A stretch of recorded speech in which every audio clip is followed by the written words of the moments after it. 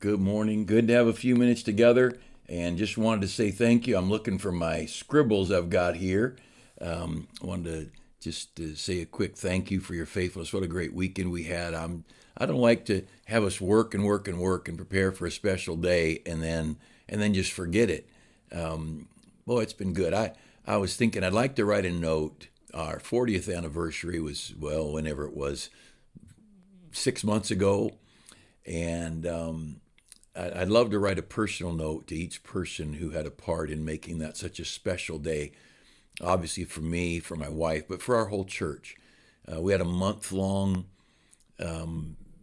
just a time of rejoicing and guest speakers and special meetings and good testimonies. And I don't want to forget that. God's been so good to us. Let's don't be momentary in our gratitude.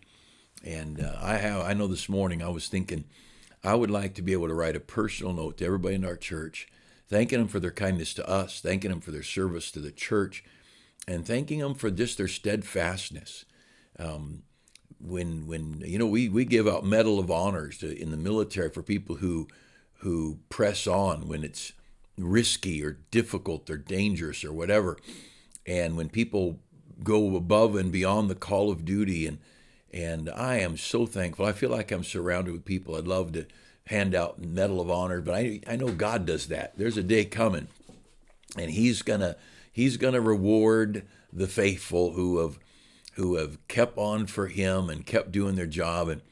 And I love the people who've taught Sunday school and still teach, and those who worked on buses and still work on buses, and those who pray for their church and serve and give in their church and still do those things. But thank you for your encouragement. And just back to last weekend, we had a great weekend, and looking forward to what God has planned for us this weekend. And hopefully some of those visitors from last week will come back, and we'll be able to be a help to them and work together. I wanted to take a moment today and just share a couple of verses, there's my glasses over here, probably some verses that many people have not noticed. And my desk I don't know if you can see my messy desk. It's been busy. But maybe people have noticed, maybe not. But I've mentioned the word vengeance before. And God says, vengeance is mine. But I was thinking about another word similar, reparations. That's been a word been thrown around. But reparations and vengeance. And in Deuteronomy 24, if you want to look at a verse there, Deuteronomy chapter 24, God's setting up laws that will help them govern the land. And God says, here's how I want your land governed. He gives all kinds of laws, and many of the laws in America, they're just this simple laws of behavior around the country. They're based on what we read in Exodus, Leviticus, and Deuteronomy. And well, you think about this. Go back to Pearl Harbor. And these Japanese people who, of course, in the Japanese government, they planned the bombing of Pearl Harbor, the pilots who executed it, and we had not shown any aggression. We'd not done any wrong to Japan. We weren't even officially in World War II yet. And, it was a mess. And then later on, after horrible battles across the Pacific, and then their bombs dropped at Nagasaki and Hiroshima, and very, very hurtful things done in Japan. And most people agree that the loss of life when we attacked Japan saved more lives than had we let the war just go on. But regardless of that, you take Pearl Harbor's bombing. I'm not mad at any Japanese people. One of my wife's closest friends in Bible college, and still she and her husband, he's a pastor in Hawaii, and she's Japanese, and they're still our close friends. I've preached for them, and we've had many a meal together and been in their home, and my son and I have been over there preaching at a men's retreat and blown off fireworks in their yard. But the pastor's wife's Japanese, and I don't have any hard feelings toward her. She didn't fly those planes, and I wasn't at Pearl Harbor. It's as simple as that. And if this offends some people, I'm sorry. You can get offended. And maybe I'm historically wrong, and maybe I'm all other kind of wrong. But when a person here is charged with war crimes, you know, from the Germans, some of the German people were facing terrible. I gotta sneeze here. Pardon me. Some of the horrible torture and vicious and vile things done by the Germans. There were certain people pulled out and charged with war crimes. And I mean, late in life, they were old. One more sneeze coming here. And, excuse me, those people were charged with war crimes. Now, we didn't charge their children. We didn't charge their grandchildren. They did the wrong. And if they were still living, they were charged. Maybe they were punished. Maybe they weren't. Deuteronomy 24 and verse 16 says this: the fathers shall not be put to death for the children, neither shall the children be put to death for the fathers. Every man shall be put to death for his own sin. That's just a simple statement. Now you go to the book of Ezekiel, and you see that that law had been the law of God throughout the ages, and God wanted to make it very clear that's how he wanted justice done.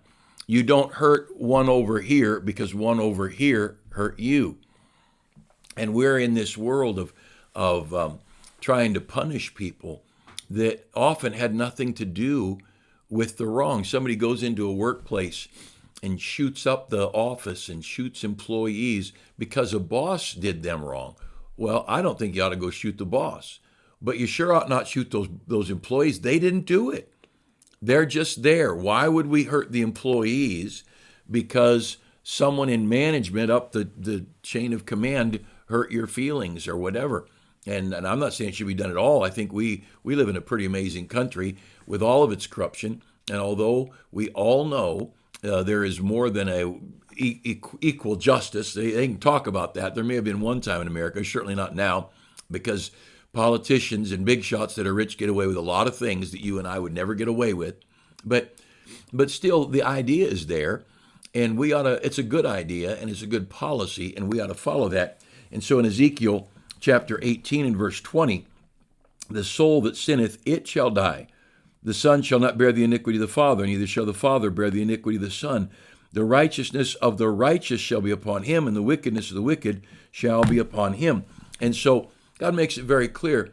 You don't punish the dad because the sons did wrong, and you don't punish the sons because the dad did wrong. I'm not going to pay my kids speeding ticket, nor should they pay my speeding ticket. That's my ticket. I did the wrong, I get in trouble. And the idea that we would be vicious toward one when they're not the ones who did the wrong. And I'm not saying that life is easy. I'll tell you right up front, life's not easy. Life is difficult. But again, back to the Japanese, I can be friends with Japanese people. Now, if you were in World War II, at that time, I could understand we're flesh and human, and there may be a problem with Japanese people, those who were in the Pacific, or with German people, those who were in the European battles. But the issue of the hour is we're way past that. And the big issue is if this person didn't do wrong, they should not be punished. And you know the injustice in school. Some of you were there. All right, next person that talks, all of you lose your recess. That's bad teaching. That's bad. And some might say, well, that's going to make all the kids get that one kid to be good. I don't know if that's ever worked. Now, it may, but I don't believe it. But whether it worked or not, it's not just. Now, if you're going to give us freedom to beat the kid up, now it might work. But the teacher's not going to give us freedom to whoop the kid who cost us our recess. And so we should not punish those who didn't do the wrong. In Genesis 44:16, you remember the story. Joseph was sold. Joseph was a slave. Then he was betrayed and lied about, thrown in prison, finally becomes ruler over Egypt under only Pharaoh himself. There's food there when the rest of the world's starving. And so Joseph's brothers come down, the very brothers who sold him as a slave. And the transaction goes on. Most of you know the story. But at the very end, when Joseph puts his personal cup in the bag of the baby, who's not a baby, I'm sure he's a young man by this time, Benjamin, And it was all settled. Whoever stole the stuff's going to come back and be a slave and never get to go home. Oh, the brothers were sad. But he said this in Genesis 44:16, God hath found out the iniquity of thy servants. God hath found out the iniquity of thy servants. You know, this is 13 years later or more. And these guys still have a guilty conscience about what they did to their brother. And when this event took place, they blamed it on their wrong actions over a decade later. I can tell you this, you hurt people that didn't hurt you, and that will not go away. It will, every time you have a burden, it will weigh on your heart. Every time your child has a problem, every time your job has a problem, every time your marriage has a problem, you're going to roll that thing back to the time of your corrupt dealing with the innocent. And I tell you, like, I want to say it was Dwight Moody, but it might have been Charles Spurgeon who wrote, I would rather someone speak evil of me than for me to speak evil. I would rather be robbed than to rob, and I would rather be lied about than to be the liar, because the hurt's there and it's gone. There's no guilty conscience. There's no break between you and God, because you've been just and you've been right. And even though you were hurt, and here we look at this story of Joseph's brothers, and they said, God hath found us out. And I'll tell you this, if somebody's wronged me and you, which that's happened, I'm almost sure it's happened to you, and somebody has said or done whatever that was wrong, God found it out. God knew. God is not off in outer space not knowing what's going on. And so between me and that one that hurt me, there is a God. But beyond that, why would I hurt someone else because of that one who hurt me? All right, somebody hurts me and their family member lives next door to me, so I'm going to throw eggs at their house and burn their house down. Now, you don't do that. That's not the way a child of God acts. No human being should act that way. That person did not do me wrong. Their relative did me wrong. You know, in James chapter 2, verse 13, it says this, he shall have judgment without mercy that hath shown no mercy, and mercy rejoices against judgment. Can you imagine this statement? You'll have judgment without mercy if you've shown no mercy. Oh man, I want to be merciful. I've had people chew me out and accuse me because I'm good to people who've done wrong. I'll tell you what, I'm going to keep being good to people who've done wrong. Now, if they break the law, let the law take care of it. It's between them and the courts or whatever. But I'm going to keep loving people. I want to keep caring about people. And by the way, if it was your child who got in trouble, you'd want me to visit him in jail. You'd want me to love them. You'd want me to write a note to them and care about them. And any of us would. And if it was me in jail, I'd want you to come visit me or write me a note. And mercy. We have a merciful God. But the idea that someone would hurt secondhand, thirdhand involvement, going into a school and shooting up a bunch of kids who weren't even born maybe when that person was there, or maybe they're an employee of the school and they go in shooting up a school, and it was somebody up in the district office who fired them or whatever it might have been. Oh man, we can't hurt people that didn't hurt us. I think Jesus said some really weird thing like turn the other cheek. And that's directly between me and the person who hurt me. Didn't the Lord say something about loving your enemies? And that's me and the person who hurt me. That's not my enemy's cousin. That's my enemy. Oh, we need to, I'll tell you what, there's some Christians adopting such demonic and evil behavior.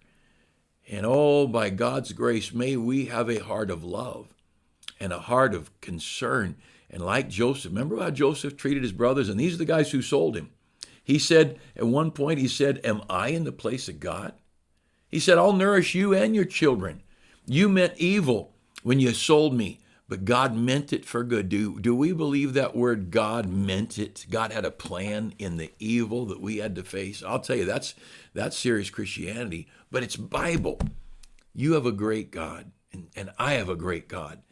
And our God, he knows where we are. He knows our address. He knows our circumstances. And he's going to look after us. God hath found out thy servants. And oh, God knows nobody. So I don't want anybody to get away with it. They won't. They won't. But Romans says, who art thou that judgest another man's servant? I'm not judge, jury, and executioner. That's not my job. My job's to love God, to love my neighbor as myself. Now, I may need to separate from them because I don't trust them. But I'm not going to come shooting up your cousin because you ran over my dog with your car. And we better be very careful, because the judge standeth at the door. That's a good verse. He is right there at the door, the judge of the universe. And every knee will bow and every tongue will confess that Jesus is Lord. And I'll tell you what, I love being a child of the King. I love that he's my King, my Savior. I love that he's good, and he's going to take care of us, and he'll take care of you and me. Let's trust him. In this old world, whatever difficulties we face, you know what? It's short-lived, and we're going to be gone, and we'll forget all about the heartaches, and we'll be in a world that's fairer than day. No more tears, no more sorrow. It'll be a wonderful life. Now, let's be faithful. Let's be faithful to the one who loved us so much.